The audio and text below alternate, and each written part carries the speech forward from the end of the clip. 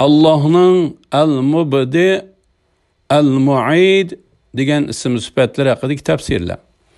Bismillah, alhamdulillah va salatu vassalamu ala rasulillah. Assalomu alaykum va rahmatullohi va barakatuh. Tövəndə dehqonlarga Ustaz Abduvali Qori rahimahullohning Qur'on va sunnat nuri ostida Alloh subhanahu va taolaning go'zal ism sifatlarining qisqacha tafsirlari darsliklaridan Allohning al-mubdi, al-mu'id degan ism sifatlari haqidagi tafsirlarni o'qiymiz inshaalloh. Ba'da billahi minashaytonirrojim. Allohning al-mubdi, al-mu'id degan ism sifatlari haqidagi tafsirlar. Allohning bu ism sifatlari Qur'onda nurg'un yerda tilga ilingan. Sura Rum 11-oyatida tarjimasi Alloh mahluqotni dastlabda yo'qdan bor qiladi. Ondan uni o'lgandan keyin terildirdi. Ondan Allohning dargohiga hisob uchun qaytarilisizlar. Al-mubdi vujudga keltirguvchi zot demakdir. Al-mubdi sifati zikr qilinganda al-mu'id sifatimi billa zikr qilindi. Al-mubdi bo'lsa vujudga keltirguvchidir. Lekin al-mu'iddan farq shuki, al-mu'id bo'lsa ilgari bir vujudga kelib, keyin yo'q bo'lib ketgandan keyin buni yana qaytadan vujudga keltirguvchini al-mu'id deymiz. Allah subhanahu wa taala bütün insonlarni va bütün mavjudotlarni yo'qdan bor qildi. Bütün mavjudot Allohning irodasi kelganda bu hamma mavjudotdan hayot juda bo'ladi. Bularni qaytadan vujudga keltirdi. Demak, al-mubdi va al-mu'id bo'lgan zot Alloh subhanahu va taolodir. Her bir narsani Allah yo'qdan bor qildi va bu bor bo'lgan mavjudotlarni yo'qitdi va ham hisob elish uchun ularni qaytadan terildirdi. Banda o'zini yo'qdan voqegacha zotni bilgandan keyin va bir kuni olamdan yo'qolib, yana u zotning bandini hisob uchun qaytadan terildiradiganligini bilib, shu zotning hukmiga loyiq yashashi kerak. Qur'on va hadislarda Alloh subhanahu va taolaning bu ism sifatlariga aloqador tuvandagi mazmunlar tilg'ilingan. Sura A'rof 29-oyatida tarjimasi: Ey Muhammad sallallohu alayhi vasallam, aytqinki, Rabbim meni adil bo'lishga buyurdi. Her bir secde kılganda bütünley Allah'a yüzləninglar. Allah'a ixlos bilan ibadet qilinglar. Sizlar Allah dastlabda paydo qilgan holatinglarda asliga qaytsizlar. Sura Anbiya 104-oyatida tarjimasi: O kunda osmonni putukchi narsa yozilgan qog'ozni yo'gigandek yo'gaymiz. Mahluqotlarni dastlabda qandoq yaratgan bo'lsak, shu holatida asliga qaytaramiz. Bu biz ustimizga olgan va'dadir. Uni cho'qim ishga oshiramiz.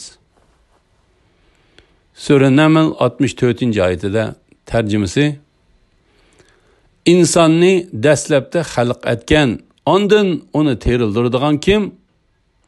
Sizlarga osmondan va zamindan rizq beradigan kim? Allah'tan başka ilah var mı? Hiç ilah yoktur. Aytqin ki, eğer davoyinglarda rastçıl bo'ladigan bo'lsanglar, dalillaringlarni keltiringlar. Sura Ankabut 20-oyatida tarjimasi: Aytqin ki, zaminda sayr qilinglar.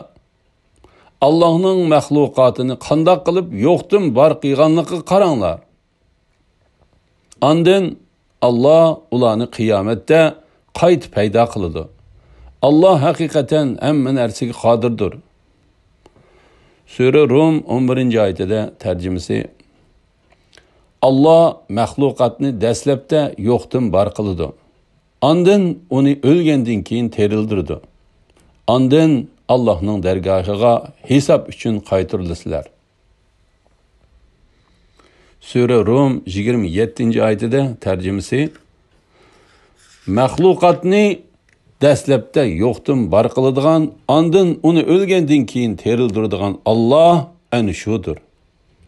O, yani məxluqatni terildiriş Allahqa onu dəsləbdə yoxdun bar qıyğana qarğanda oңaydır. Asmanlarda ve zimində ən ali sübət Allah xasdır. Allah g'olibdir, hikmet bilen iş qilg'uchidir. Sure Buruj 13. ayetide tercümesi Allah halayiqni hakikaten yoxdun bar qılıdı. Yani ölgəndin keyin ulanı terildirdi. Sure Saba 49. ayetide tercümesi aytqin ki haq yani İslam keldi. Batıl yo'qoldi. Batıl birer məxluqni payda qılalmaydı. Yo'qolgan birer məxluqni asliga keltirolmaydi. Sure İsra 81. ayetide tercümesi hakikat yani İslam keldi. Batıl yani küfür yo'qoldi. Batıl hakikaten ona yo'qoldu degan. Sure An'am 153. ayetide tercümesi bu mening to'g'ri yo'limdir. Shu yo'lda meninglar. Noto'g'ri yo'llarda mangmanglar. Ular sizlarni Allohning yo'lidan ayirib etadi. Allohning amrini tutib, davzaxdan saqlanishinglar uchun Allah sizlarga bu ishlarni tavsiya qiladi. Sura Baqara 257. oyatida tercümesi Allah mu'minlarning egisidir. Ularni kufrning zulmatidan imanning yo'riqligiga chiqirdi. Kafirlarning egisi şeytandır. Ularni imanning yo'riqligidan gumrohlikning qorong'uligiga chiqirdi. Ana shular ahli davzaxdir.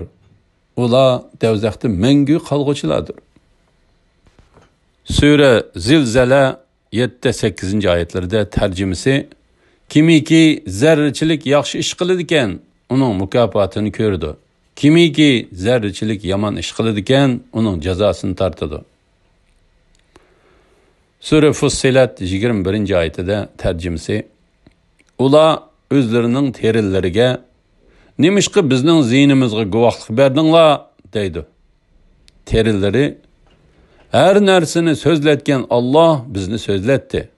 U dastlabda sizlarni yaratdi. Uning dargohiga qaytirilasizlar deydi. Sura Toha 55. oyatida tercümesi sizlarni zimindan xalqatdiq. Ölgüninglardan keyin sizlarni yana ziminga qaytiramiz. To'piqqa aylanasizlar. Sizlarni hisob elish uchun yana bir qitim zimindan chiqaramiz. Elhamdülillah. Yuqorida Allah subhanahu va taolaning Al-Mubdi, Al-Mu'id degan ism sifatlar haqidagi tafsirlarni angladinglar. Kelar qitimda Allah subhanahu va taolaning Al-Muhyi, Al-Mumit degan ism sifatlar haqidagi tafsirlarni o'qiymiz inshaalloh. Ve sallallahu ala Muhammed ve ala alihi ve sahbihi ve sellem. Esselamu aleyküm ve rahmetullahi ve berekatuhu.